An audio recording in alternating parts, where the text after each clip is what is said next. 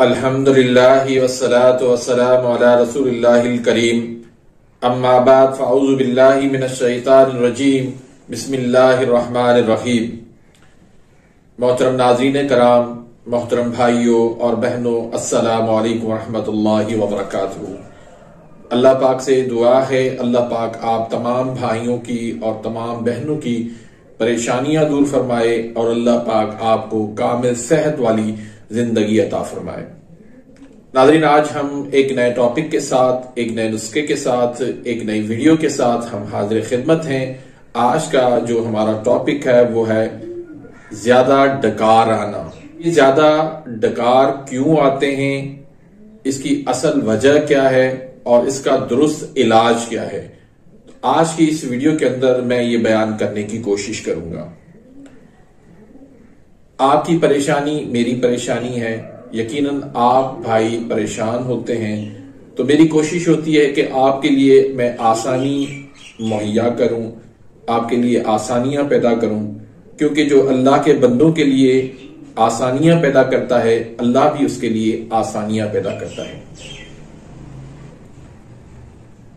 तो टॉपिक शुरू करने से पहले अगर आपने मेरे इस चैनल को सब्सक्राइब नहीं किया तो सब्सक्राइब कर दीजिए, बेल आइकन घंटी के निशान को प्रेस कर दीजिए ताकि मेरी हर आने वाली लेटेस्ट वीडियो का नोटिफिकेशन आप तक पहुंच जाए और आप मेरी वीडियो से मुस्तफीद होते रहें। तो आज की इस वीडियो के अंदर डकार क्यों आते हैं। सबसे पहली बात तो ये कि डकार आते क्यों हैं। देखिए नाज़रीन, जब आप लोग खाना जिंदगी का आखिरी खाना समझ के खाते हैं, पेट भर के खाना खाते हैं, तो वो खाना आपका हजम नहीं होता। जब खाना हजम नहीं होता तो वहां पर वो खाना पड़ा पड़ा वो खमीर बन जाता है और खमीर से फिर तबखीर बन जाती है और ये तबखीर मैदे की वजह से ये आपके डकार आना शुरू हो जाते हैं, क्योंकि खाना हजम नहीं होता। अच्छा, कुछ लोग जो है समझते हैं कि शायद डकार आ जाएगा तो खाना हजम हो जाएगा। ये इस तरह नहीं होता। दरअसल ये डकार जो है वो वहां से जो तबखीर उठती है, वहां से जो गैस उठती है, वो खारिज नहीं हो रही होती, तो फिर ये ऊपर से वहां डकार की सूरत में वो गैस बन के ऊपर से वो जाहिर हो रही होती है। तो ये डकार आना ये ज्यादा अलामत होती है कि आपका मैदा जो है वो खाने को हजम नहीं कर पा रहा। वहां खाना पड़ा हुआ है, वहां खाना रुका हुआ है, वहां खाना जो है वो खराब हो रहा है, वहां खाना जो है वो ताफुन उसमें से पैदा हो रही है और फिर वही ताफुन जो है वो री गैस की वजह से जो है वो डकार की सूरत में बाहर निकलता है। अल्लाह ने मैदे के अंदर एक कैपेसिटी अपनी रखी है, इतना सा है मैदा। अगर उसको आप इतना फुल करके भर देंगे तो वो वर्क नहीं कर पाएगा, वो खाना हजम नहीं कर पाएगा। हमारा लाइफस्टाइल जो है वो इस तरह हो गया है कि हम या तो खाना खाते ही नहीं है, नाश्ता करते नहीं है, दोपहर का खाना भी बराए नाम बस थोड़ा सा नाश्ता कर लिया, 2-3 बजे उठे और फिर रात की सारी कसर पूरी कर लेते हैं और रात को तो मैदा सो जाता है। मैदा चलता है हमारे सूरज के साथ, सूरज के हरारत के साथ मैदे का ताल्लुक है। जैसे ही सूरज गुरूब हो जाता है तो मैदा आपका सो जाता है और आप जो है उस वक्त फिर उसको मैदे को भरने की कोशिश करते हैं। जब वो मैदे को आप भरने की कोशिश करते हैं तो मैदा बेचारा परेशान हो जाता है। अल्लाह के नबी सल्लल्लाहु अलैहि वसल्लम क्या फरमाते हैं कि मोमिन जो है वो उस वक्त खाना खाता है जब उसको शदीद भूख लगी हो और फिर उस वक्त हाथ उठा लेता है, उस वक्त हाथ छोड़ देता है जब अभी उसको भूख बाकी होती है। ये नहीं करता कि पेट को फुल भर ले, नहीं नहीं नहीं, मोमिन कभी भी इस तरह नहीं करेगा। पेट के जो है वो 3 हिस्से करने चाहिए। आप पानी का हिस्सा अलग करें, हवा का हिस्सा अलग करें, खाने का हिस्सा अलग करें, लेकिन जब आप तीनों ही हिस्से आप खाने से भर देंगे तो लाजमी बात है कि वो हवा जिसके लिए आपको जगह छोड़नी चाहिए थी वो जगह आपने नहीं छोड़ी, परेशानी होगी।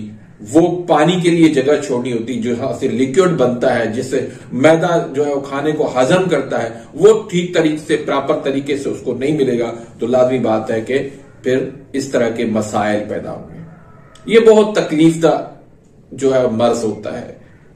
वैसे तो ये देखने में तो बहुत मामूली सा है, लेकिन ये आप उससे पूछिए जिसके साथ ये मसला है, वो कहीं किसी महफिल में बैठ नहीं सकता, फौरन डकारें आना शुरू हो जाती है बड़ी ऊंची ऊंची आवाज से, अगला बंदा परेशान हो जाता है कि यार इसको क्या हो गया। तो भाई अपने लाइफस्टाइल को जो है वो आप दुरुस्त करें, अपने खाना पीना, अपना उठना बैठना इतना खाएं जितना आप हजम कर सकते हैं, इतना खाएं जितना आपका मैदा बर्दाश्त कर सकता है, इतना खाएं जिसकी जिस्म को जरूरत है। तो भाई ये जो है दरअसल मैदे की तेजाबियत है, मैदे की एसिडिटी है, मैदे की जो है वो तबखीर है, और ये जो तहरीक होती है उजलाती आसाबी तहरीक होती है। यहां पर जो है वो एसिड की मिकदार जिस्म के अंदर, मैदे के अंदर ज्यादा हो जाती है। फिर वो जो एसिड होता है मैदे के जो वाल होते हैं उनको वो डैमेज कर रहा होता है, जिसकी वजह से फिर वो खाने की नली के ऊपर वो उसमें से एसिड निकलता है और वो खाने की नली में पहुंचता है, वहां से फिर वो खट्टी डकारें आना शुरू हो जाती हैं। तो इस लिहाज से आपने जो है वो एसिड वाली जो चीजें हैं, जो बादी चीजें हैं, इसमें आपने मुकम्मल तौर पर परहेज करनी है, जिसमें दही, लस्सी, आलू, मटर, गोभी, बैंगन, मछली, इस तरह की चीजें जो है वो आपने बिल्कुल तुर्श चीजें जितनी भी हैं वो सारी बंद करनी है, और ऐसी चीजें इस्तेमाल करनी है जिससे आपका जो है वो गुदुद नाकला जो है वो खुल जाए। गुद्दी आसाबी तहरीक वाली ग़िज़ाएं इस्तेमाल करनी है और गुद्दी आसाबी तहरीक की जो है वो दवाई इस्तेमाल करनी है। तो इससे इंशाल्लाह आपका ये मसला आसानी से हल हो सकता है। तो इसके लिए मैं आपको एक नुस्खा देता हूं, बहुत ही लाजवाब नुस्खा है, बहुत ही कारआमद नुस्खा है, लेकिन उससे पहले जो मैंने आपको हिदायत दी हैं उस पे आपने अमल जरूर करना है। आपने खाना उतना खाना है जितना आपका मैदा हजम कर सकता है, और रात को तो आपने खाना बिल्कुल कम खाना है, 10% सिर्फ रात को खाना है, और 60% जो है वो नाश्ते में खाना है, 30% जो है वो आपने दोपहर में खाना है, तब जाके आपका मैदा जो है वो ठीक तरह से काम करेगा। तो नाज़रीन, इस नुस्खे के अंदर जो चीजें हैं वो आप नोट कर लें। बहुत ही जबरदस्त नुस्खा है, घर में बना के रखने वाला नुस्खा है। आप इसको बार बार जो है वो इस्तेमाल करेंगे तब भी इसका कोई नुकसान नहीं है, कोई साइड इफेक्ट नहीं है। अगर आपके मिजाज के मुताबिक जिस तरह की जो मैं एसिडिटी बता रहा हूं, खाना आपका हजम नहीं होता, आपको खट्टी डकारें आती हैं, कै उल्टी आती है, तो उसमें ये बहुत ही मुफीद नुस्खा है। तो इसमें एक तो सुंड है, नौशादर ठिकरी है, काली मिर्च है, और मगा यानी इसको फुल दराज है। ये चारों चीजें जो है वो एक एक तोला करनी है।